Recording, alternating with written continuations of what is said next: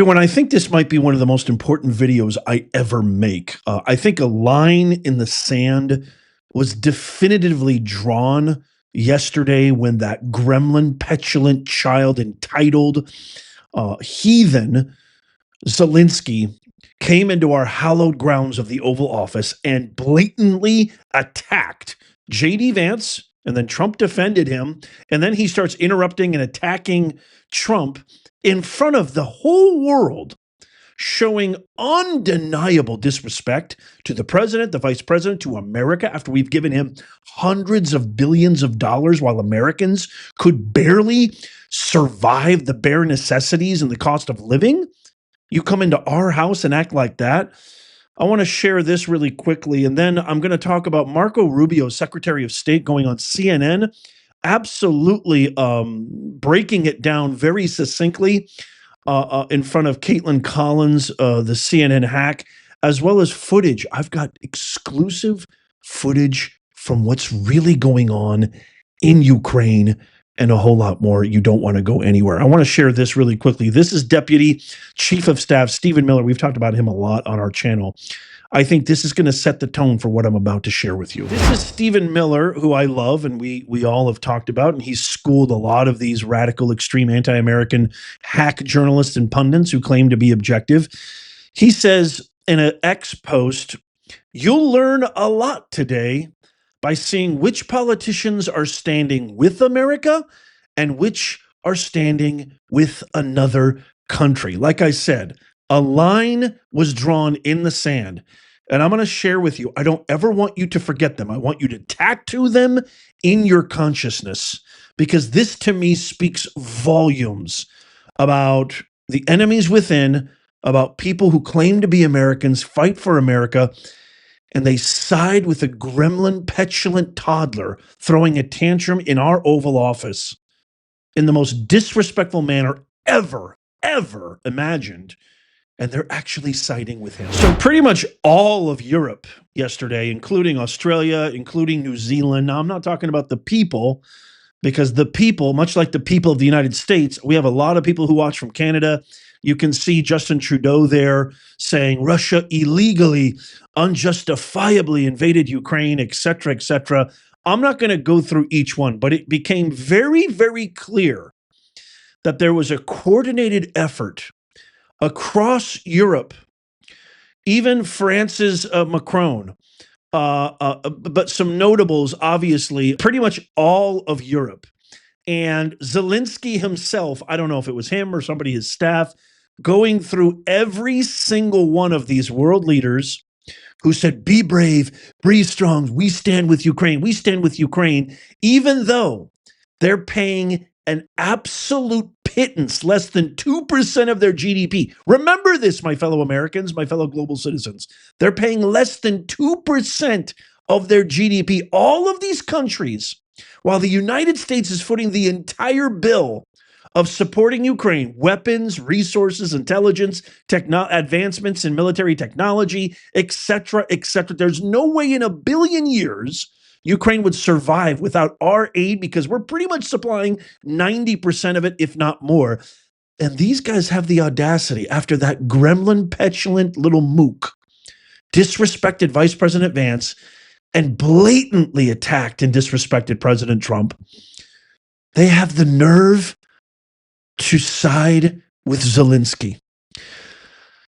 Latvia, Sweden, Poland, Australia, New Zealand, Canada, all the Balkan and Slavic states, Portugal. I mean, the list goes on and on. Spain, the list goes on and on and on. But that's not what really worries me. We've known for a very, very long time that Europe and Europeans look down on us Americans, even though we saved your ass in World War II.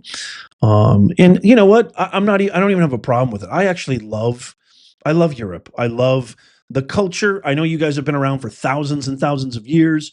I have no problem with you. When I visited there, I had the greatest time, especially in Germany, in Frankfurt and Wiesbaden.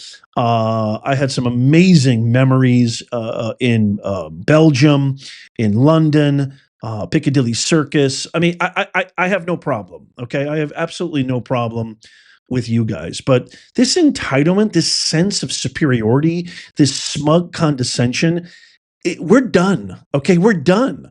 Enough is enough. It's time for you to start, pulling your own weight. And we are struggling. Okay, we've got major, major problems that need to be fixed. Our economy needs to get back to the way it was, and Trump and Vance are working on that as we speak. Doge, thank God, God bless Elon Musk for working for free. There's now this new kind of viral trend that, well, you guys are making fun of Zelensky for not wearing a suit. Well, Elon doesn't wear a suit. Yeah, but Elon's not getting a check. Okay. Especially a check that is absolutely demonstrably hurting and demeaning Americans who can barely afford rent, food, eggs, mortgage, food, clothes.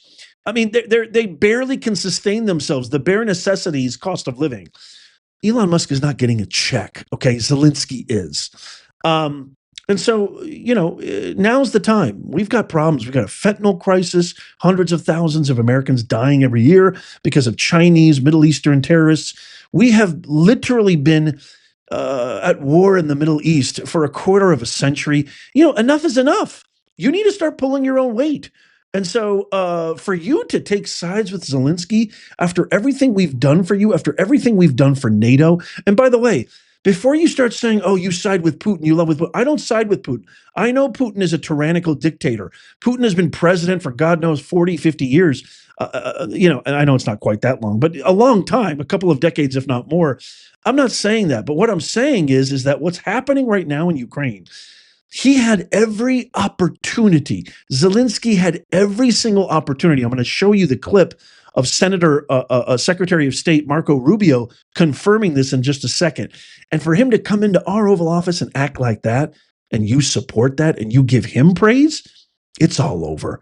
Goose egg. You get nothing from now on. I think what gets me more than these European leaders and world leaders siding with Zelensky is the people who have leached off of our country, who have taken advantage of every opportunity their country has given them, and they deface, demean, and devalue America, embarrass America in the whole world. It's just the most egregious. These people really deserve a category unto themselves. People like Liz Cheney, generations of American patriots from our revolution onward, actually comparing Zelensky to our forefathers and the framers of the greatest nation, the architects of the greatest document, living constitution ever invented. You're going to compare Zelensky to that?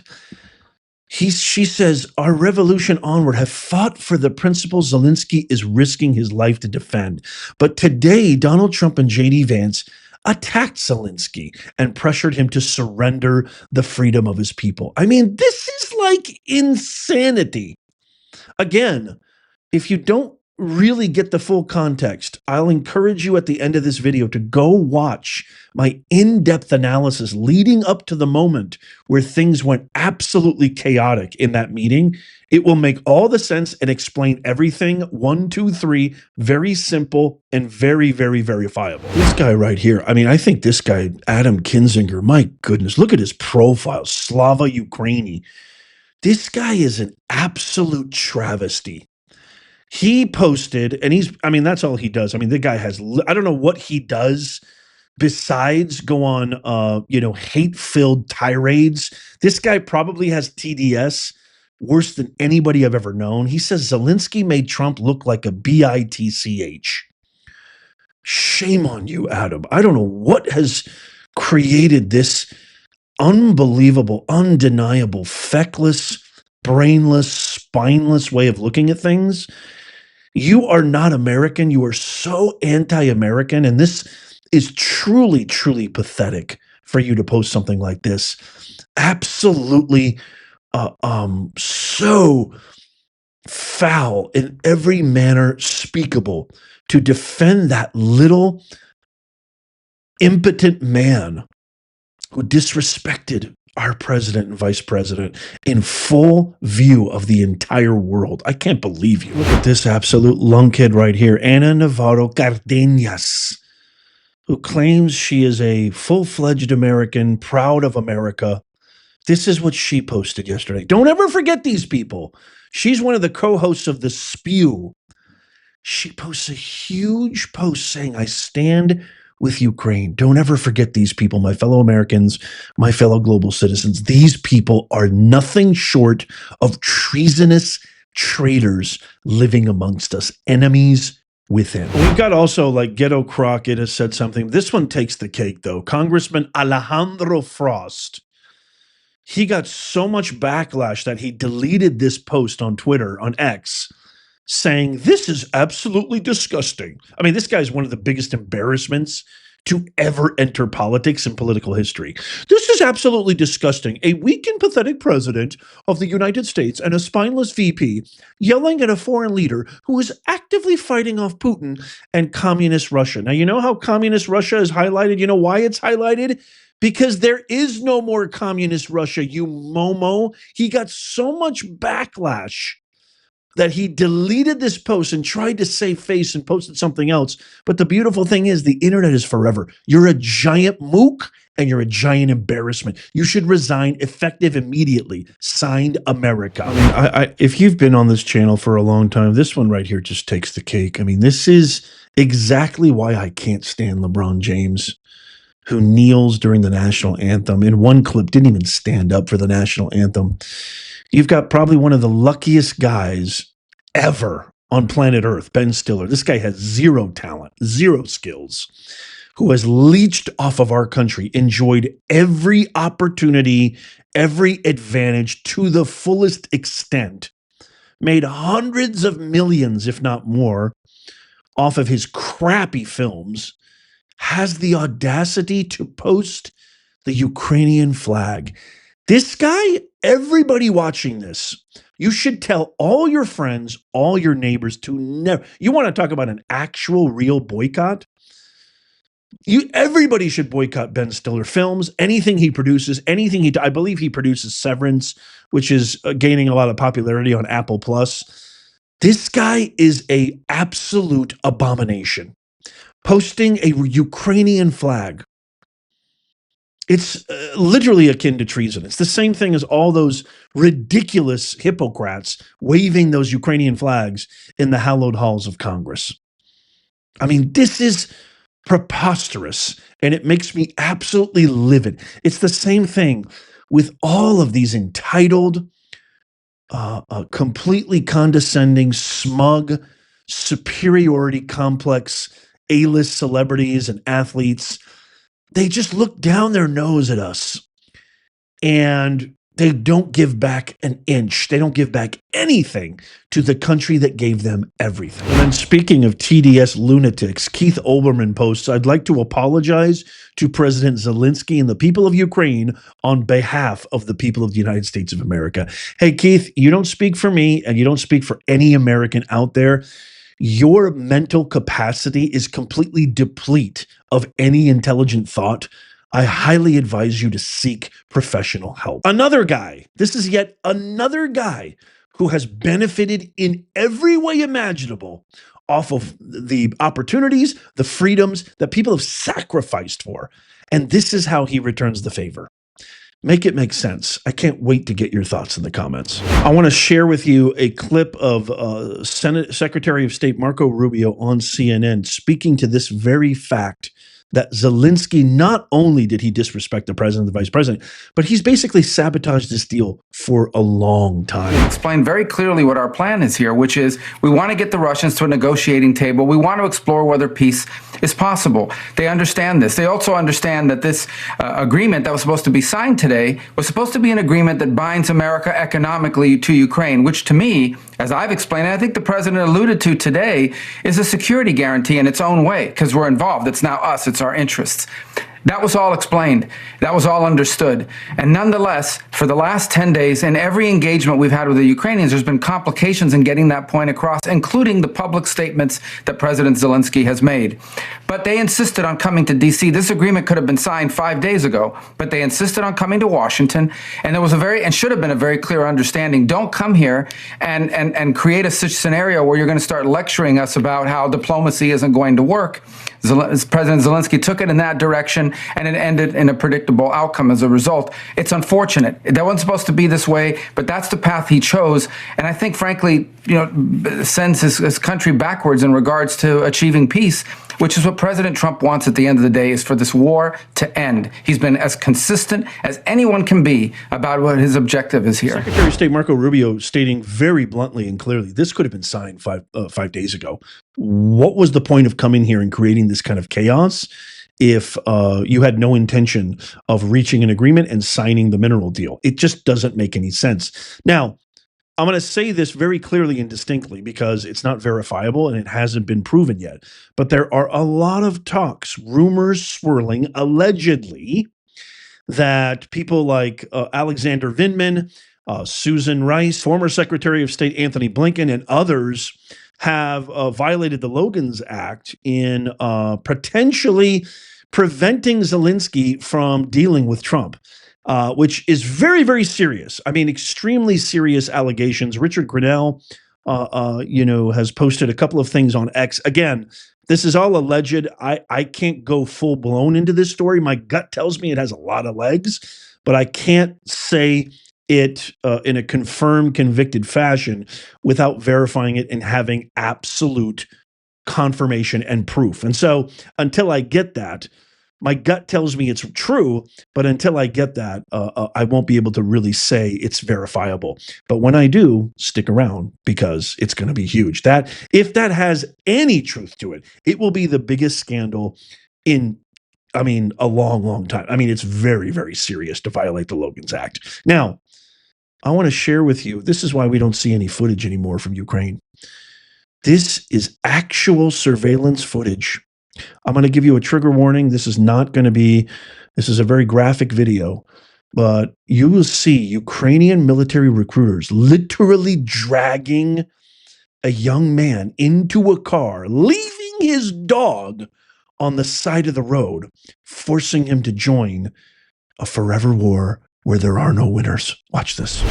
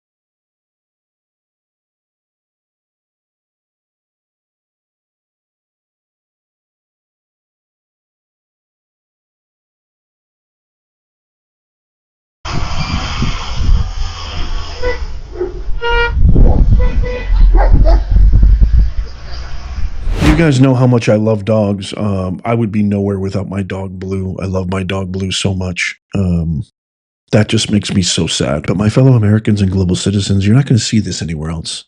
This is happening on a daily basis because they're running out of people. They're running out of soldiers. And they are literally kidnapping young men to join the front lines. This is a travesty. This is what Adam Kuzinger, whatever his name is, that slime bucket. This is what Klobuchar. This is what Chuck Schumer. This is what Pelosi. This is what Chris Murphy. This is what Ghetto Crockett and the whole lot of them. This is what they are defending.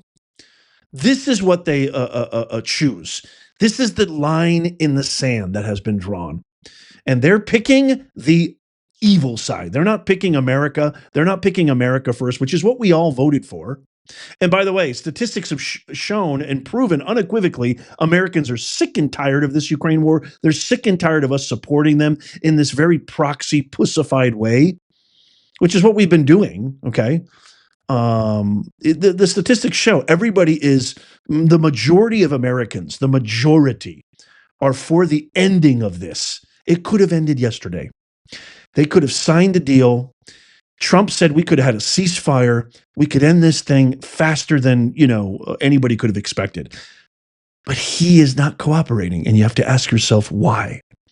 What is going on here? What is truly happening here? Don't ever forget this video. Share this video with everybody that you know. Tap the thumbs up. Make this video go viral. Don't ever forget this, because they're not going to show this anywhere else. You're not going to see this on the live stream media, the mainstream media. I beg you, share this and make it go viral. Make sure you check out the video that I was talking about earlier of where I dissected direct analysis. I dissected exactly what happened in that meeting that nobody else wants to talk about. Tap my face right here to subscribe and follow. It's absolutely free. And as always, may God bless you and may God bless America. I'll see you soon.